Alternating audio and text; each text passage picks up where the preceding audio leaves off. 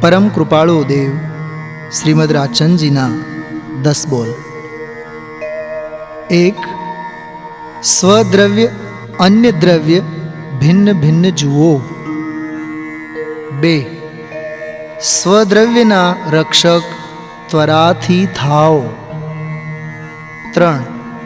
સ્વદ્રવ્યના વ્યાપક ત્વરાથી થાઓ. 4. સ્વદ્રવ્યના ધારક ત્વરાથી થાઓ. 5. સ્વદ્રવ્યના રમક ત્વરાથી થાઓ. 6. સ્વદ્રવ્યના ગ્રાહક ત્વરાથી થાઓ. 7. સ્વદ્રવ્યની રક્ષકતા ઉપર લક્ષ્ય રાખો. 8. પરદ્રવ્યની ધારકતા ત્વરાથી તજો. 9. પરદ્રવ્યની રમણતા ત્વરાથી તજો. 10. પરદ્રવ્યની ગ્રાહકતા ત્વરાથી તજો.